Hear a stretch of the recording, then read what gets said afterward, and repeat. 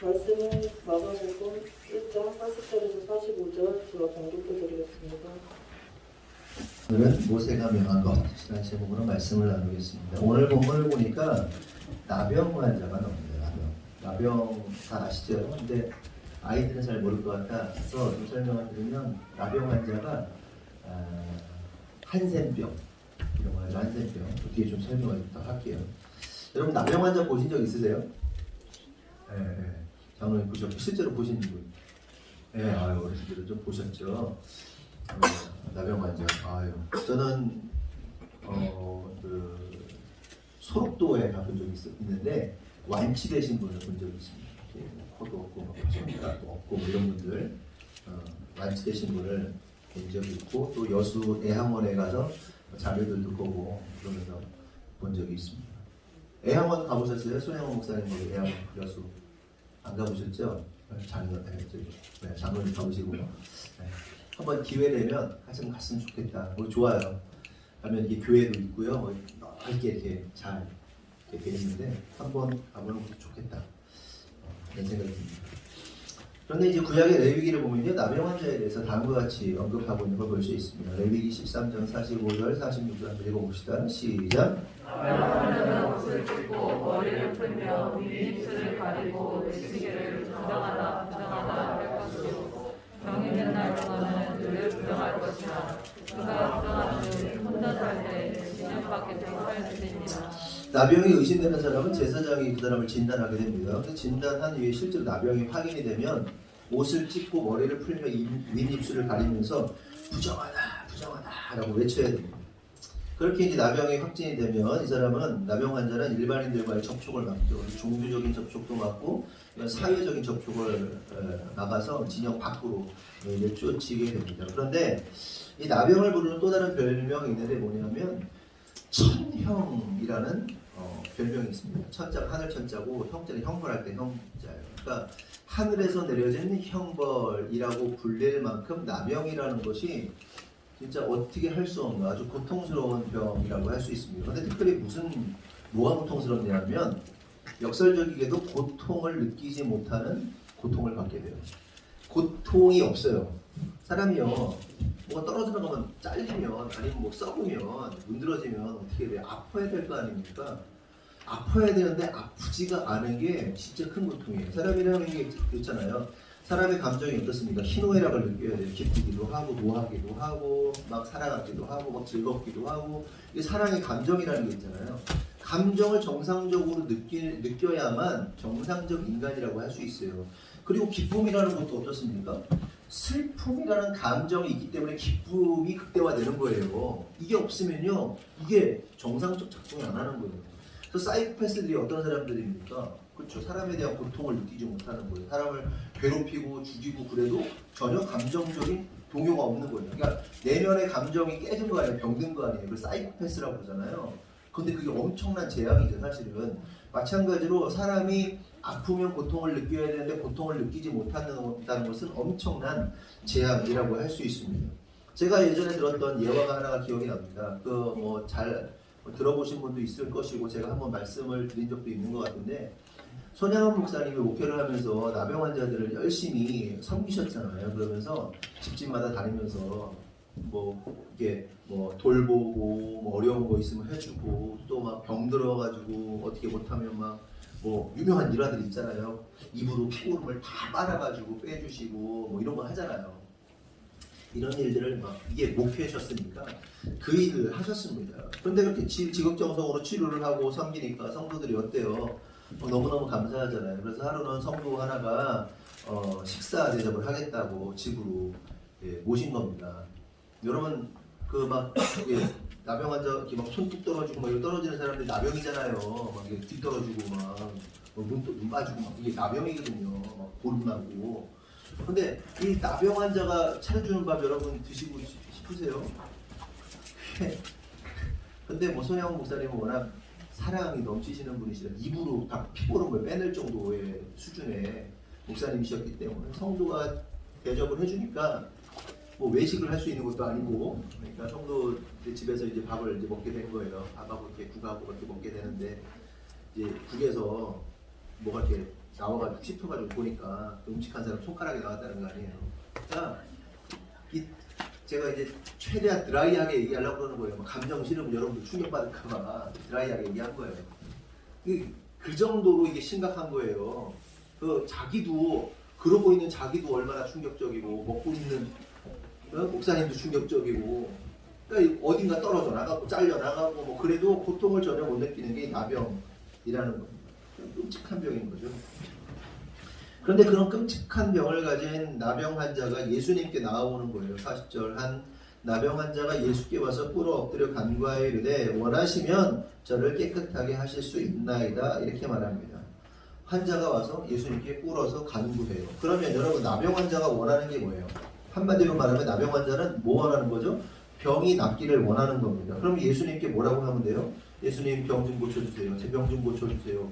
이렇게 하면 되는 거잖아요. 그런데 흥미로운 사실은 이 나병 환자가 뭐라고 말하냐면 주께서 원하시면 저를 깨끗하게 하실 수 있나이다 라고 말합니다. 주님께서 원하시면 저를 깨끗게 하실 수 있습니다 라고 말을 해요. 왜 이런 식으로 말을 했을까? 뭔가 좀 돌려 얘기하고 있는 거잖아요. 직접적으로 병 좀 고쳐주세요 예수님 그러면 될걸 주님께서 원하시면 저를 깨끗게 하실 수 있습니다. 고치실 수 있습니다 라고 이렇게 고백을 하냐는 겁니다. 이 말이 담고 있는 의미가 뭘까요?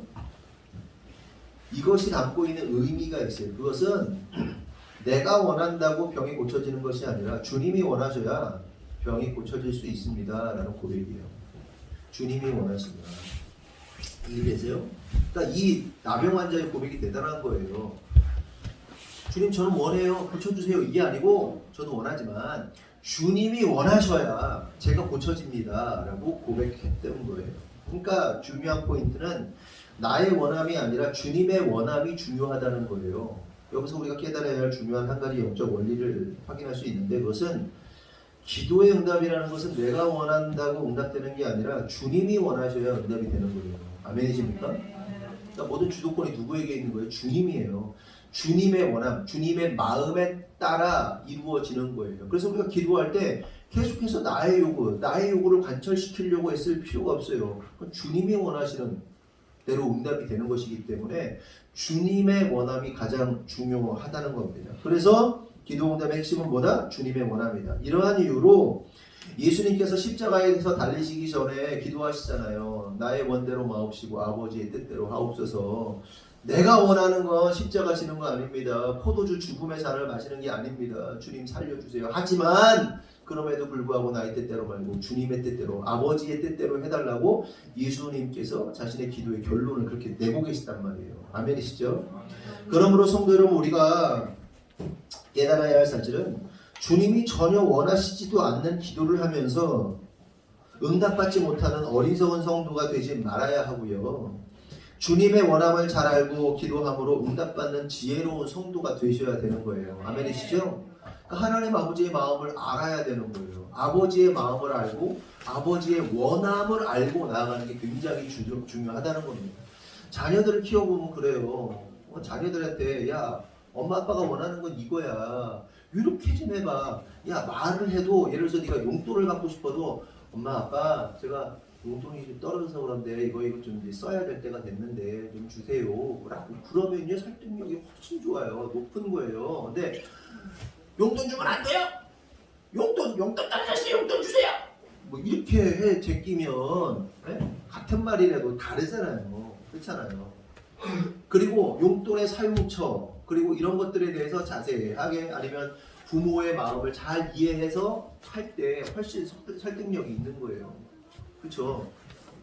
중요한 게 뭐예요? 하나님 아버지의 마음을 아는 거예요. 나의 원함, 나의 요구, 나의 욕구 이거 물론 그런 욕구가 있죠 우리 인간 안에. 하지만 그럼에도 불구하고 중요한 건 하나님 아버지의 마음이에요. 그 마음을 간파하는 게 매우 중요하다는 겁니다.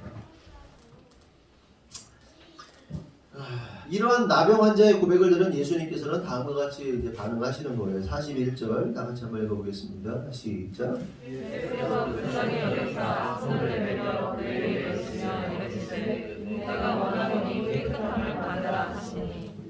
그렇죠? 예수님께서 불쌍히 여기셔서 그 나병 환자에게 손을 내미시는 것을 볼 수 있습니다. 여기서 알 수 있는 중요한 사실은 나병 환자가 어떻게 해서 나음을 입은 거예요? 예수님이 그 사람을 어떻게 해서? 불쌍히 여기셔서. 핵심은 이거.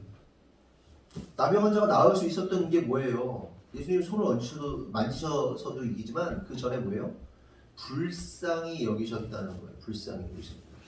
여기서 우리는 또 한 가지 중요한 사실이 있는데 구원이라는 것은 예수님으로부터 불쌍히 여김을 받은 자들에게 일어나는 사건입니다. 저와 여러분이 구원받았죠? 아멘이십니까? 네. 근데 예수님이 저와 여러분을 불쌍히 여기셨기 때문에 구원받은 거예요. 저와 여러분이 예뻐서, 저와 여러분이 잘나서, 저와 여러분이 예수님 마음에 합한 일을 해서 그게 아니에요. 예수님이 저와 여러분을 구원하시면서 철저하게 불쌍히 여기셨기 때문에 구원받은 거예요. 옆에 분을 이렇게 바라보면서 불쌍히 여기는 표정 한번 해보세요. 시작.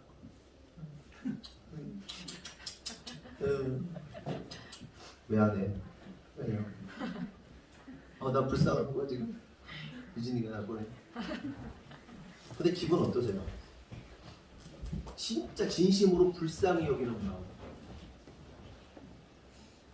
두 가지 감정이 다 들어요. 아, 저 사람이 날 진짜 긍휼히 여기는구나 하는 마음을 갖는 건 진짜 선한 마음이죠.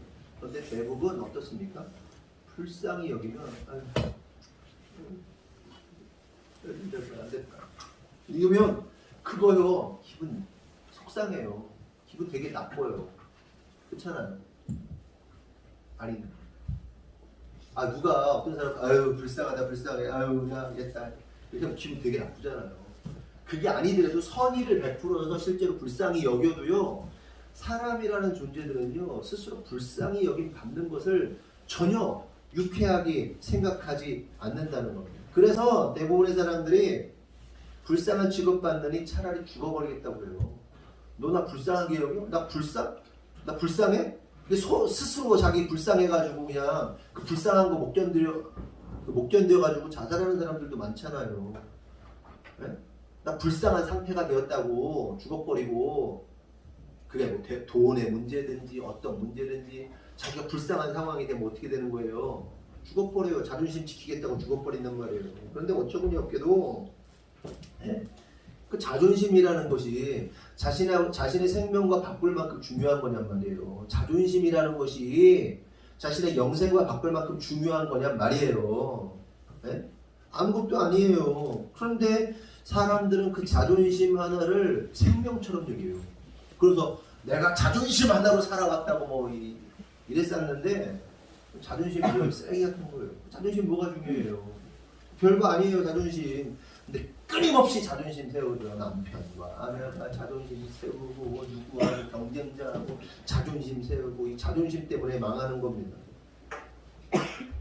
그리고 세상 사람들도 마찬가지 아니에요. 세상 사람들에게 예수님이 우리를 불쌍히 여기셔서, 그러니까 저와 여러분이 우리 세상 사람들이 니들 지옥 갈 수밖에 없는 운명인데 예수님께서 우리를 불쌍히 여기셔서 주님의 은혜로 주님의 자비로 너희들을 구원해 내셨다. 그렇게 얘기하면요 사람들이 안 받아들입니다. 왜 내가 불쌍한데? 내가 뭐 왜 불쌍하냐? 네? 내가 왜 불쌍하냐는 거예요. 네가 날 왜 불쌍하게 여기냐는 거예요. 그거 받아들이지 못합니다. 자존심 상합니다. 상해 갑니다. 근데 믿는 자들조차도 이런다는 게 진짜 큰 문제라는 거죠. 그래서 주님을 의지하거나 의존하는 것에 대해서 자존심 상해하는 사람들도 있어요. 신앙생활을 하는데 주님께 매달리고 주님께 기도하고 그러면서 아유 꼭 신앙생활 좋다고 저렇게 해야 되냐? 저렇게 막 그냥 세상 말로 지랄맞게 해야 되냐? 극성 맞게 해야 되냐? 주님을 의지하고 의존하고 그래야 되는데 나는 이렇게 해야 된다. 멋진 것 같지?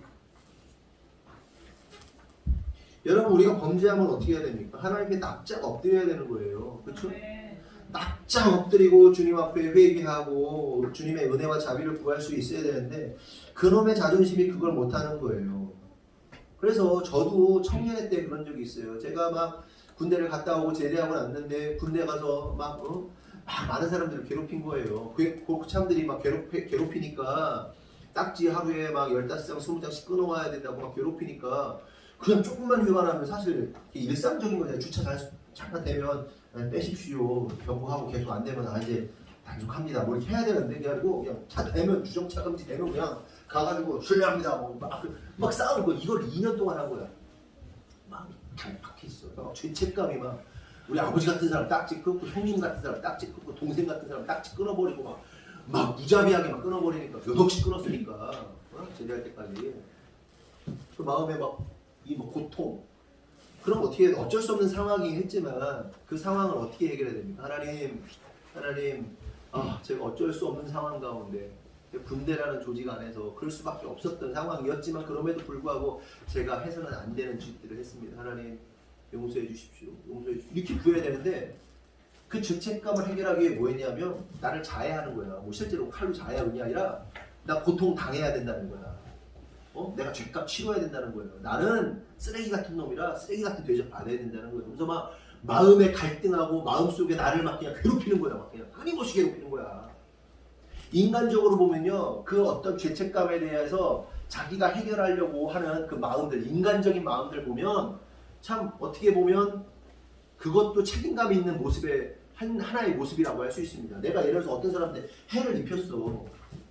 그런데 이 사람이 좀 뭐 잘 안 됐어. 그냥 좀 이렇게 고통 중에 있어. 그럼 내가 잘 먹고 잘 살면 돼야 안 돼요. 내 죄책감이 있다면 내가 잘못한 걸 알면 이 사람 그렇게 해놨습니다. 그냥 내가 잘 먹고 떵떵거리면서 살면 안 되는 거지. 인간적으로 보면. 그렇죠? 근데 내가 잘 먹고 잘 살아. 야, 너 고통 줬지만 나는 잘 먹고 잘 살아. 이건 진짜 양심 없는 인간이잖아요. 이게 세상이 말하는 정의잖아요. 그냥 찌그러져 있어야 돼. 그런데 실제로는 어떻게 해야 됩니까? 내가 잘못했으면 이 사람한테 죄송합니다, 미안합니다 말하고 이 사람이 나를 몇 대 때리든 뭐 돈을 뭐 내놓으라고 그러든 갚아야 되면 충실히 갚는 건 괜찮은데 이 사람한테 말아주고 죄의 문제를 해결하지 않고 나 혼자 막 고통당하고 사람들이 많이 그러잖아요. 보통 스스로 막 자기를 자책하면서 자기를 고통을 주면서 그러잖아요. 그래서 뭐 가족들하고 뭐 헤어졌는데 내가 남편 아내에게 자식들에게 할지 못할지 막 했다면서 혼자 산속에서 들어가면서 자해 비슷하게 사는 사람들이 있잖아요. 그지처럼 살거나. 예? 근데 신앙생활도 그렇게 하는 사람들이 있다니까요. 자기가 책임지려고 하는 것, 인간적인 모습으로 도리를 하고 있는 거예요. 죄책감을 씻어내야 되니까. 하지만 영적인 세계에서는 절대로 그렇게 해서는 안 되는 거예요. 네. 여러분, 인간의 죄를, 자기의 죄를 자기가 스스로 해결할 수 있어요? 절대로 안 돼요. 죄책감을 스스로 해결할 수 없는 거예요. 오직 예수님만이 해결할 수 있는 거란 말이죠. 아멘이십니까? 네? 아멘. 그러면 어떻게 해야 돼요? 예수님께 간구하는 거예요. 회개하고 납작 엎드리는 거예요. 네. 예수님하고 해결해야지 왜 자기 스스로를 자해하냔 말이야. 자기를 왜 괴롭히냔 말이야. 그건 교만이에요. 내가 나 스스로를 처벌하는 건 교만이란 말이에요. 네? 교만. 그렇지. 맨날 똑같은 죄를 지니 쓰레기같이. 그래도 어쩔 수 없어요. 그냥 엎드리는 거예요. 그냥 엎드리는 거예요. 그런데 그거 자기가 해결하겠다고? 그 자존심 세우는 거예요. 가만히 보면. 교만한. 이게 인간들의 현주소다. 이처럼 인간들은요.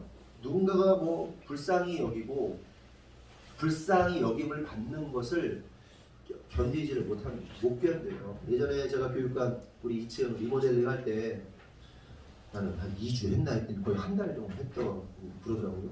이게 열심히 막 리모델링하고 막 너무 막 힘들어가지고 어느 날은 너무 배가 고프고 힘들고 그래서 저녁 때 힘좀 내자고 집사람이 족발을 먹자고 그래서 신방동에 꿀족이라는 데 갔습니다. 거기가 맛있어요. 그래서 꿀족에 갔는데 그때 이제 몰골이 어땠냐면 저하고 제 아내하고 우리 애들 셋 다 갔거든요.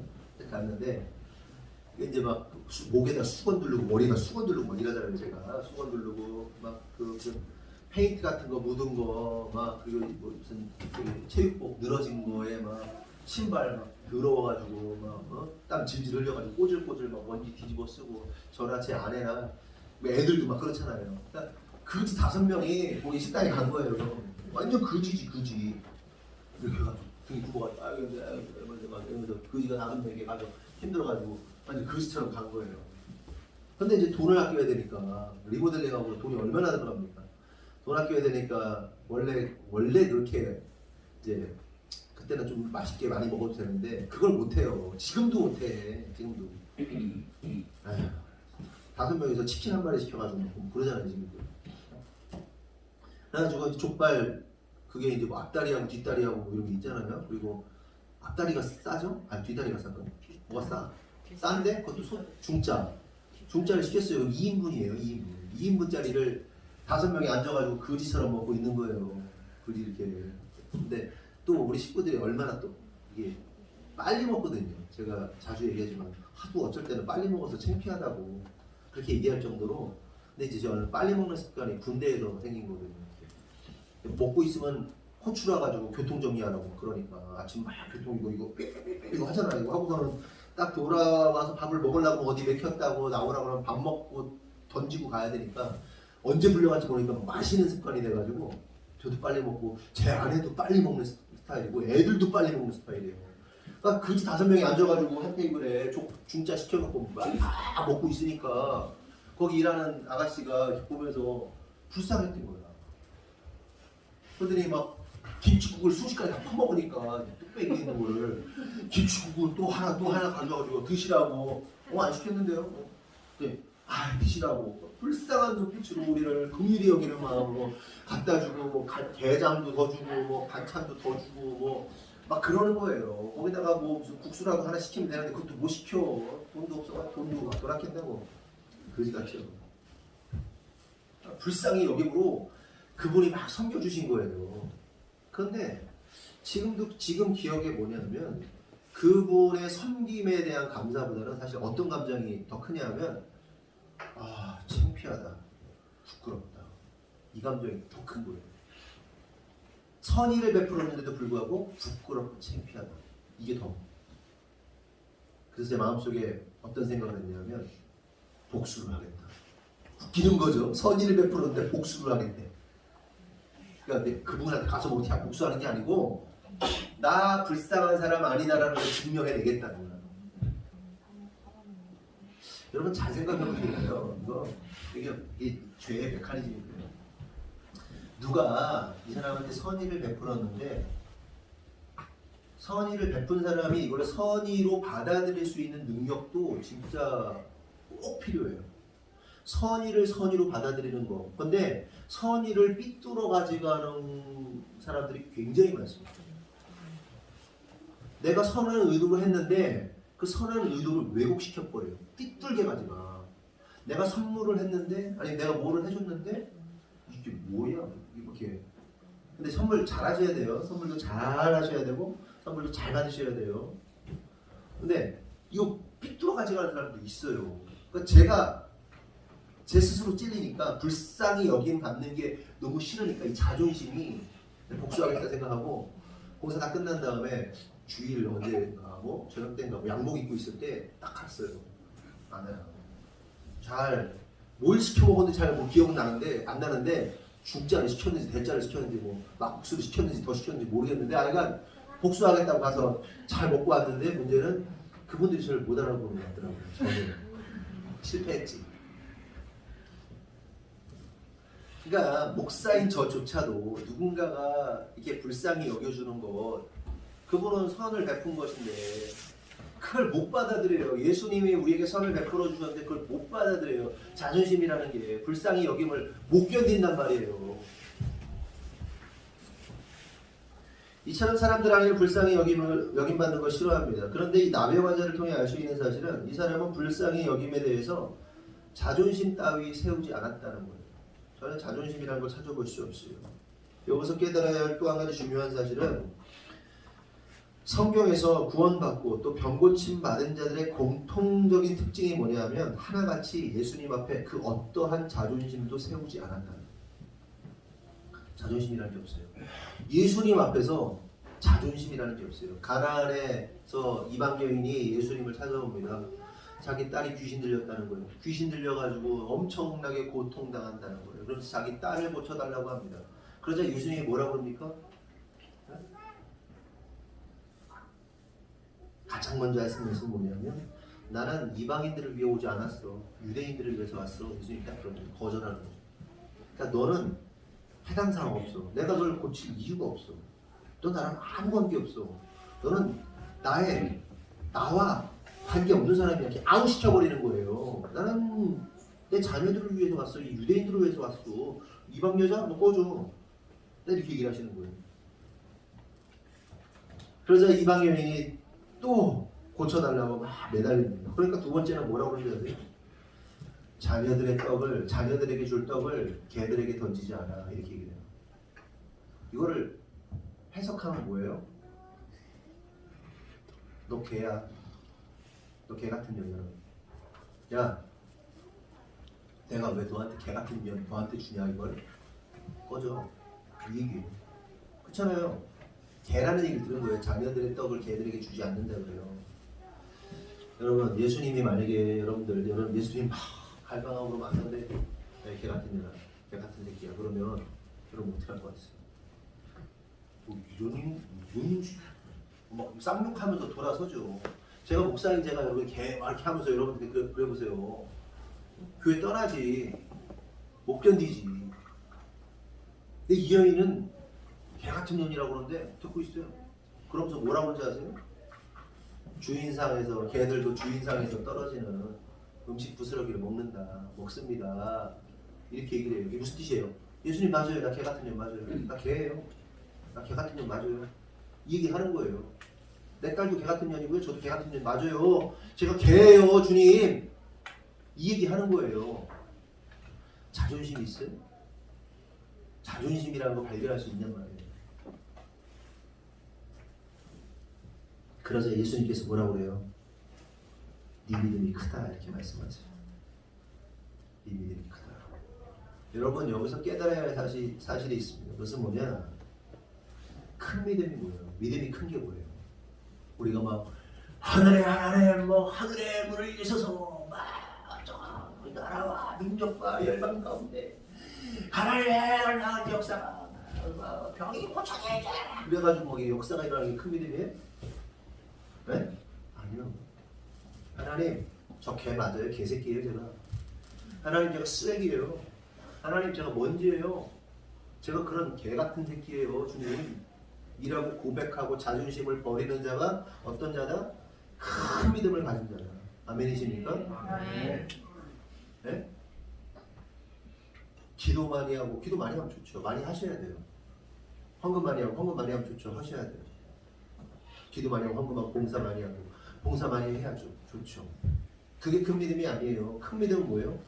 자기의 쓰레기됨을 아는 게 큰 믿음이고 자기의 개됨을 아는 게 자기가 흙먼지 쓰레기라는 사실을 고백하는 게 큰 믿음이란 말이에요. 아멘이십니까? 아멘. 그래서 구원받은 자들은요. 진짜 하나님을 만난 사람들은요. 자기의 자존심 따위 세우지 않아요. 자존심을 쓰레기처럼 여겨요. 자기가 뭐라고 자기 쓰레기라고 똥이라고. 그러므로 성도 여러분 하나님 앞에서 쓰레기 같은 자존심 개나 줘버리셔야 되고요. 어디서 자존심질하고 그러면 안 돼요. 신앙생활하면서 자존심 세우려고 한다? 자기가 흠집나는 것을 견디지 못한다? 왜 못 견디는 거예요? 왜 자존심이 상하는 걸 왜 못 견디는 거예요? 주님의 은혜를 알지 못하니까 그런 거예요.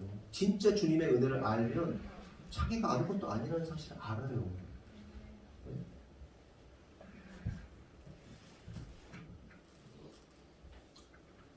이렇게 구원받고 영생받은 자들은 자존심 따위에 목숨 걸지 않는다. 아시겠죠? 우리 자존심 있는 거예요. 네. 그런데 여러분 여기서 또 한 가지 중요한 사실은 이 나병 환자의 고백이 진짜 너무나도 귀한 고백이라는 겁니다. 다시 말해서 주님께서 원하시면 자신을 깨끗하게 하여 주실 것이라는 그 고백을 곱씹어 보면 무슨 뜻이냐면 주님이 원하지 않으시면 나는 평생 나병으로 살아도 괜찮습니다 라는 고백이에요.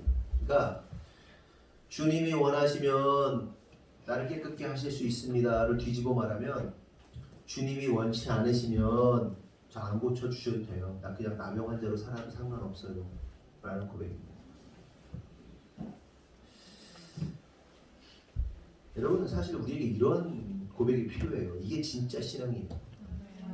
우리는 열심히 막 기도해가지고 막 그냥 뭐 밤을 새든지 뭐 철회를 하든지 금식을 하든지 막 작정을 하든지 해가지고 막 그 기도를 해내가지고 그 기도의 응답을 끌어내는 것을 막 대단한 기도라고 생각하지만 진짜 신앙은 뭐냐? 주님 제가 이것을 원하지만 주님이 이루지 않으셔도 저는 만족합니다. 주님 원망 안 합니다.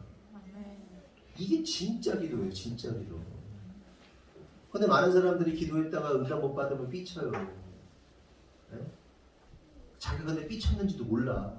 제가 삐쳤는지도 모르고 뭔지 모르게 아이가 막 불만족스러워가지고 막 난리를 치는 사람들이 있어요.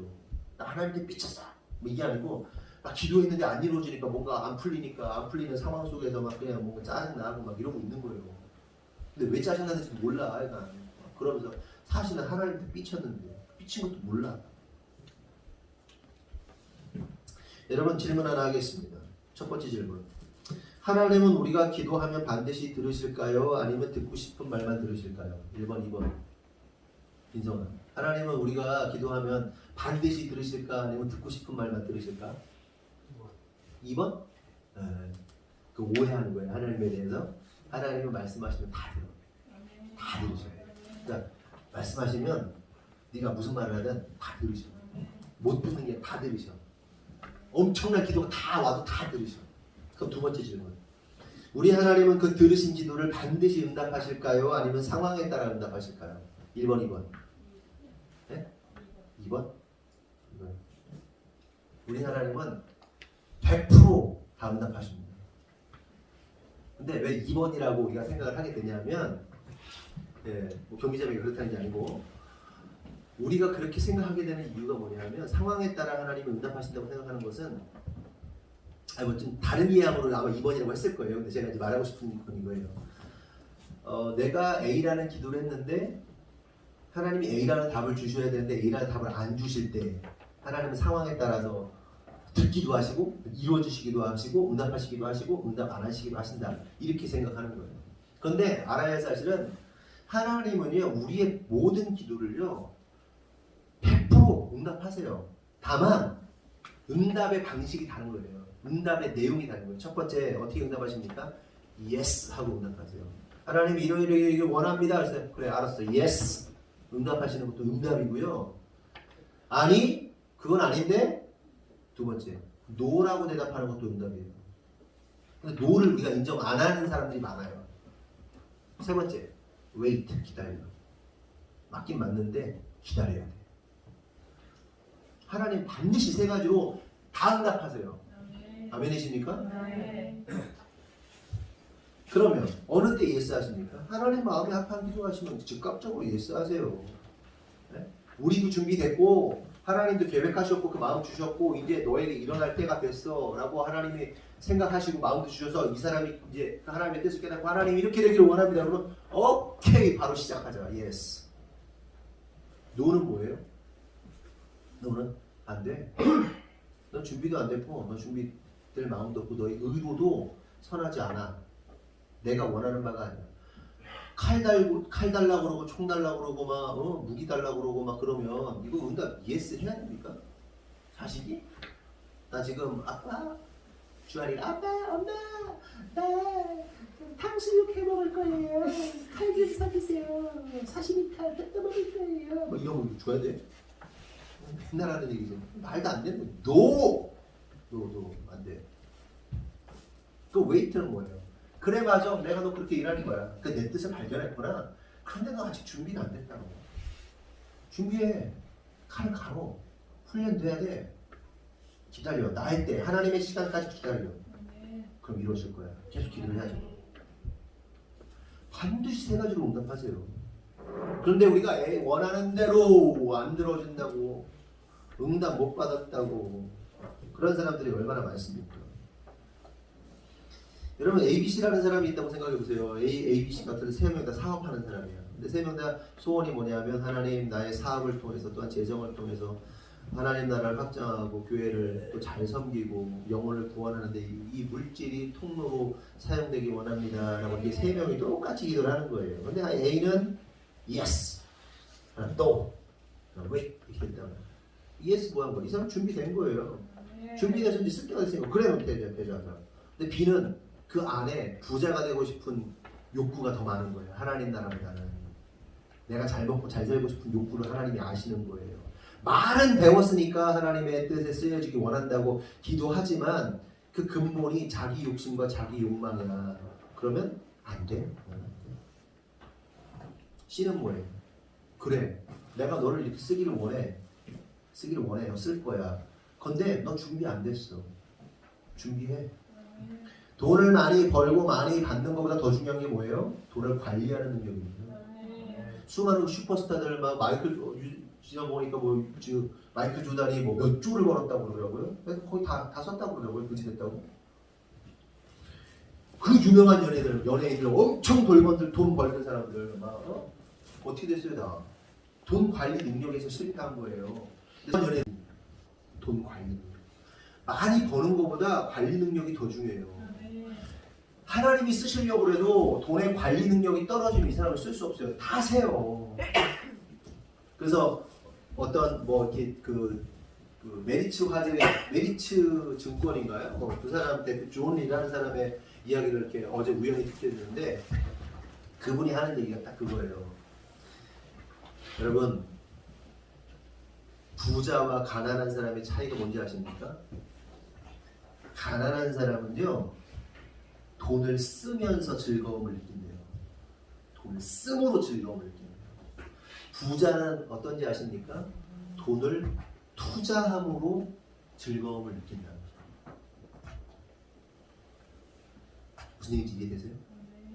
투자가 뭐예요? 저축을 하든지 아니면 사업을 위해서 자기가 못 쓰더라도 어떤 뭔가를 위해서 계속 재투자를 하고 이거 여러분 잘 생각하셔야 돼요.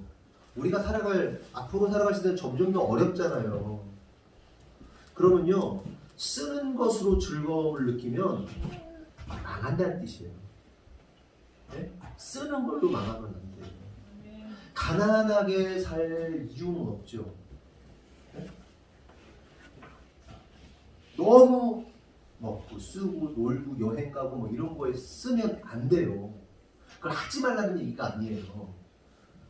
투자하는 것에 뭐 자녀를 향해 투자를 하던 아니면 우리의 뭐 사업을 하면 사업을 위한 준비, 다음 스텝을 위한 준비를 하던 이렇게 뭔가 심어야지. 자꾸 심어야 될 걸 먹어버리면 씨앗을 먹어버리면 어떻게 되겠다는 거예요. 나가는 거예요. 특별히 사업하시는 분들은 자꾸 심고 자꾸 투자해야 돼요. 네? 그러다 보면 어떤 농사는 잘 되기도 하고 어떤 건 안 되기도 하지만 잘 되면 그것이 30배, 60배, 100배로 정상적인 취득 방법이잖아요. 30배, 60배로 결과를 내고 그렇게 하는 거 아닙니까? 우리 교회도 마찬가지예요. 건물이 뭐가 그렇게 중요해요. 우리 안 지려고 했던 거 아니에요. 그런데 최소한 이 사람을 담을 수 있는 공간이어야 하기 때문에 최소한의 비용으로 교회를 쳤죠. 그 다음 우리가 하는 게 뭐예요? 다음 세대인 거예요. 심어야 되는 거예요. 계속해서 심어내야 되는 거예요. 네? 그런데 우리끼리 막 다 써버리고 제껴버리고 막 기억하셔야 돼요. 어제 그 얘기 듣고 한참을 생각했어요. 가난한 자들은 돈을 쓰면서 기뻐하지만 부자들은 돈을 투자하면서 기뻐합니다. 자기는 못 써요. 그게 오너들하고요. 예? 그 고용된 사람들 좀 차이거든요. 오너들은 어떻게든 돈을 계속해서 재투자해서 어떻게 할까 비즈니스를 이어갈까 생각하는데 이것들은 어떻게 해요? 다 뽑아 먹자는 거 아니에요. 다 처먹자는 거예요. 뭐. 여러분 돈 얘기로 자꾸 흘렀지만 우리가 이해할 수 있는 가장 손쉬운 방법이 돈 얘기 때문에 그런 거예요. 엔겔 지수가 더 높으면 안 돼요. 무슨 얘기인지 아시죠? 네? 버는 거에 비해서 먹는 게 많으면 안 돼요. 쓰는 게 많으면 안 돼요. 투자하는 게 많아요. 네? 잘하셔야 돼요. 잘 살기 원하는 여기서 재정적인 어려움을 당하는 여기서 안 당하는 사람이 없지. 다 당하지. 우리도 당합니다. 근데 그건 기억하셔야 돼요. 누구 특정한 얘기가 아니라 우리 모두에게 아껴 쓰시고 관리 능력이 생기면 하나님이 재정을 부어주십니다. 근데 관리 능력이 없다. 독이 밑에 빠졌고 새는 거예요. 부어줄 이유가 없어요. 나라도 안 부어줘. 아니, 다 해먹는데 뭐 하려고 부어줘. 조금 이야기가 샜지만 다시 본론으로 돌아와서 성도 여러분, 우리가 하나님께 기도할 때 우리가 가져야 할 중요한 자세는 자신이 바라고 원하는 것을 기도하였을 때 하나님께서 거절하신다 할지라도 나병 환자처럼 그것을 수용하고 받아낼 수 있는 신앙이 필요하다. 이것이 성숙한 신앙인의 모습이다. 그런데 이러한 모습은요, 다니엘의 새 친구를 통해서도 확인할 수 있습니다. 느부갓네살이 금신상을 만듭니다. 절하라고 해요. 다니엘도 절하지 않았죠. 근데 이 새 친구 사드락 메삭 아벳느고도 절하지 않습니다. 근데 이 친구가 뭐예요? 지방의 관리들이었어요. 지방에 느부갓네살에 의해서 파송된 관리들이었단 말이에요. 지도자들이었단 말이에요. 절 안 해요. 절하라는데 절 안 해요.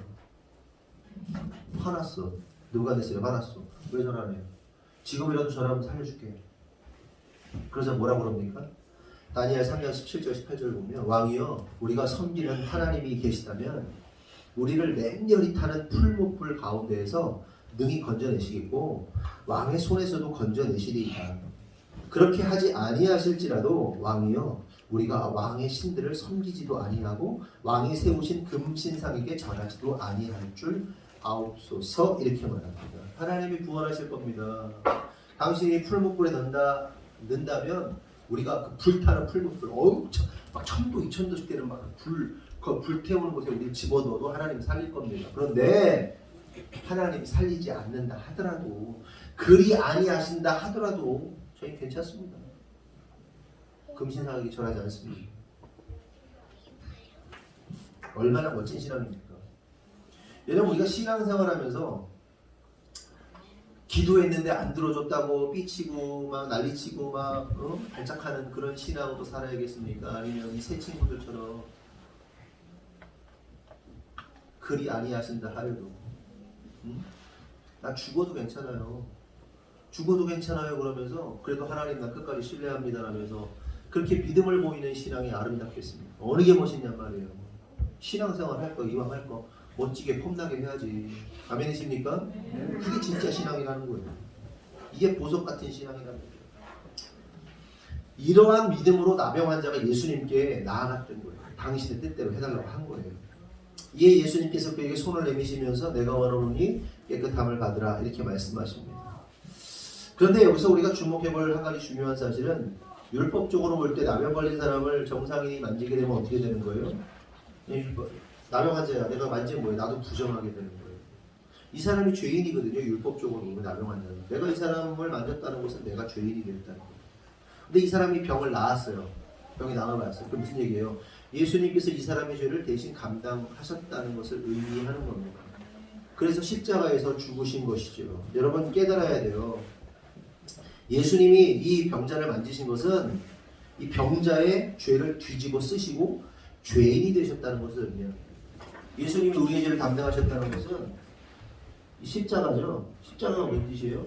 예수님이 죄인이시다라는 뜻이에요. 예수님 죄 없으신 분이시죠. 근데 예수님이 저와 여러분의 죄를 뒤집어 쓰시고 죄인이 되신 거예요. 그럼 예수님은 죄인이에요? 죄가 없으신 분이세요? 죄인이세요. 누구 때문에? 우리 때문에. 우리의 죄를 뒤집어 쓰셨단 말이죠. 그게 예수님의 십자가입니다. 그런데 여기서 깨달아야 할 사실은 이것이 바로 십자가의 삶인데 여기서 이제 우리들의 모습을 좀 봤으면 좋겠는데 우리 믿는 사람들은 어떻습니까? 어떻게 해서든지 깨끗함을 유지하려고 해요. 그렇죠? 우리는 어떻게 해서든 깨끗함을 유지하려고 하죠. 맞아요. 우리는 거룩해야 되고 더럽혀지지 않기 위해서 몸부림치고 애써야 합니다. 하지만 한편으로는 다른 이해함으로 보면 우리는 예수님처럼 더러워져야 돼요. 그게 다른 사람의 죄를 나의 죄를 여기는 겁니다. 예수님이 더러워지셨어요. 나병 환자 만지심으로 더러워지셨단 말이에요. 그런 영역에서 우리도 예수님처럼 더러워져야 한다는 겁니다. 신앙생활 하다 보면 이런 사람들 꼭 있어요. 나는 너와 다르다. 선 긋는 사람들. 너희들은 어리석고 수준 낮고 품격 없고 품위 없고 품이 떨어지고 고고하게 마치 분계 일학이나 된 것처럼 수많은 닭무리 앞에서 붙인 학 한 마리 된 것처럼 자기의 신앙이 고고하고 아름다운 척 하면서 사람들하고 성격기 하면서 아유 수준 떨어지는 것들 이렇게 신앙생활하는 사람들이 있어요. 그래요. 그 사람은 어떻습니까? 어? 근데 그 사람의 모습이 어떤 거예요? 이방인들의 모습이라고, 유대인의 모습이라고 할 수 있습니다. 유대인들이 있잖아요. 이방인들을 개처럼 여기면서 선긋기 하잖아요. 우리의 신앙은 근체의 11조까지 팥뿌리 하나까지 11조로 드리는 신앙. 니들은 이방인 니들은 개새끼들이야, 개들이야, 이렇게 여겼단 말이에요. 그래요. 그렇게 선긋기 하면 자기의 품이나 자기의 신앙의 고고함을 지킬 수 있을지 모르지만 중요한 사실은 뭡니까? 그 삶, 그 모습 속에서는 절대로 십자가의 삶이 나올 수 없다는 거예요. 다른 사람의 죄를 나의 죄로 여기고 예수님처럼 예수님의 십자가의 삶이 절대로 나올 수 없다는 거예요. 택하신 족속 왕같은 제사장의 삶이 나오겠습니까? 네? 제사장의 삶이 나오겠어요? 죄인들을 정죄하면서 나의 깨끗함을 유지하겠다. 이게 바로 유대인이란 말이에요. 율법주의자들이란 말이에요. 여러분 깨달아야 돼요. 어떤 한 사람이 병이 낫고 귀신이 나가고 죄사함을 입고 구원을 받기 위해서는요, 반드시 어떤 일이 일어나야 됩니까? 그 사람의 죄를 대신 책임지는 일이 발생합니다. 오해함도 받고 억울함도 당하고. 그래서 우리가 죄 많은 한 영혼을 구원하려면 어떻게 해야 되는 거예요? 그들 속에 들어가야 되는 거예요. 그들의 손 잡아줘야 하는 겁니다. 그런데 많은 그리스도인들이 어떻게 합니까? 그들 속에 들어가는 것을 싫어하죠. 왜요? 그들은 죄인들이니까. 그들은 나병 걸린 더러운 자들이라니까. 더러운 자들이니까. 그래서 그들과 함께하면 안 된다는 거죠. 이것이 유대인들의 자세였죠. 여러분 오해하시면 안 돼요. 죄인들과 함께하면서 죄를 지으라는 말이 아닙니다. 예수님께서 죄인들을 구원하시기 위해서 인간이 되시고 죄인들과 함께 하셨던 것처럼 낮아진 것처럼 그들을 구원하기 위해서는 우리가 그들을 섬기고 도울 수 있어야 한다는 거예요. 여러분 우리가 주변에 보면요, 분명히 여러분 주변에 영적인 나병 환자들이 있을 겁니다. 그렇죠? 영적인 나병 환자들이 있어요. 병든 자들이 있단 말이에요. 구원받아야 할 자들이 있단 말이에요. 가족이든 직장이든 동료든 친구든 간에. 그런데 우리가 그들에게 보여줘야 할 태도가 뭐예요? 손 내미는 거예요. 예수님처럼 손 잡아주는 거예요. 너는 더러운 죄인이다 라고 선긋기 하는 게 아니에요. 정죄할 게 아니에요. 그러면서 예수 믿으라고 공허한 허공을 때리는 의미 없는 얘기를 할 게 아니라 수백 마디 천 마디의 말보다 중요한 게 뭐예요? 그들의 손 잡아주는 거예요. 그 한 번이 어떻게 되는 거예요? 그 영혼을 살려내는 거예요. 예수님은 뭘 걸으셨던 겁니까? 예수님은 자신의 부정함을 걸어버린 거예요. 신이, 보세요. 신은 거룩한 분이란 말이에요. 그렇죠? 정결하신 신의 속성이 뭐예요? 거룩이에요. 신의 가장 위대한 속성이 뭐예요? 거룩이에요. 거룩. 그 거룩하신 하나님이 뭘 포기했어요? 신됨을 포기해버린 거예요. 신의 속성을 포기해버렸단 말이에요. 더러운 자가 됐어요. 구원하기 위해서. 여러분의 정체성을 포기할 수 있어요. 구원하기 위해서. 죄지라는 얘기가 아니에요. 여러분 한 영혼을 구원하려면 어떻게 되겠어요? 여러분이 정체성처럼 여기는 무언가를 포기할 수 있어요. 다른 말로 하면 여러분이 가장 소중하게 여기는 것을 포기할 수 있어요. 네? 여러분이 가장 소중하게 생각하는 게 뭐예요? 돈이에요? 돈은 그 영혼을 사세요. 돈을 포기하세요. 이 사람이 어려움 당했어요? 여러분 돈을 막 던져버려요. 여러분 시간이 중요한 사람이에요? 시간을 던져버려요. 네? 자존심이 중요해요? 자존심 주기 필요 없다고 했죠? 자존심 던져버리죠. 생명처럼 여기는 걸 던지란 말이에요. 그럼 그 영혼 살아나는 거예요.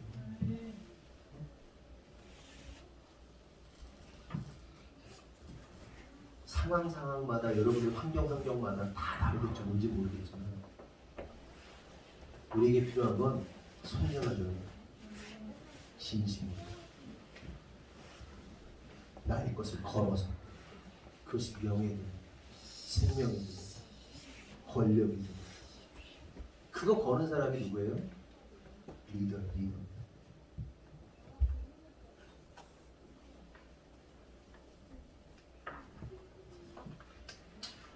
그러므로 성도 여러분, 저와 여러분이 말씀 마칩니다. 저와 여러분이 예수님처럼 낮아짐으로 상대의 손잡아주는 참된 그리스도인 되기를 예수님의 이름으로 축원합니다.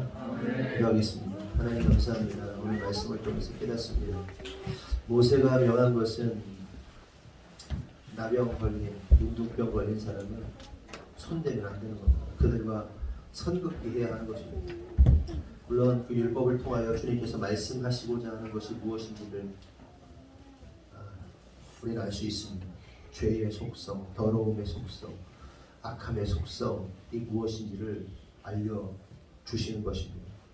그런데 그 모든 더러움과 질병과 죽음, 그 모든 것을 승리하신 분이 예수님이십니다. 결국 율법을 완성하신 예수님의 모습을 오늘 나병 환자의 모습 속에서 볼 때 깨달은 것은, 우리에게 필요한 것은 선긋기가 아니라 이제 예수님의 사랑으로 그들을 구원해내는 것, 살려내는 것임을 깨닫습니다. 하나님, 우리는 거룩하려고 했습니다. 몸부림칩니다. 그런데 그 거룩이 예수님이 말씀하시는 거룩과는 좀 다르다는 생각을 오늘 깨닫습니다. 진짜 거룩은 다른 사람의 죄를 나의 죄로 여기고 그 사람의 죄를 나의 죄로 가져오는 것, 그래서 그들에게 손잡아 주는 것, 그것이 진짜 거룩이라는 사실을 깨달았습니다. 그러므로 주님, 우리 성도들이 오늘도 겸손하여 짐으로 다른 사람들에게 손 내밀어 그들을 사랑으로 섬길 수 있는 참된 그리스도인 되도록 주님 축복하여 주시옵소서. 특별히 기도하는 것은 하나님, 우리 성도들 가운데 하나님께 기도할 때 그리 아니하실지라도 감사할 수 있는 성도들이 많이 나오게 하여 주시고, 하나님이 예스 하실 수 있도록 잘 준비된 성도들 많게 하시고, 기다리라 하신다면 오늘도 하나님 앞에서 쓰여지는 그 순간까지 정말 최선을 다하여, 그것이 물질의 영역이든 아니면 헌신과 봉사의 영역이든 알 수 없지만 그 모든 영역에서 잘 준비되는 성도 되도록 주님 축복하여 주시옵소서. 주님께서 그렇게 이루실 줄 믿사옵고 예수님의 이름으로 기도합니다. 아멘.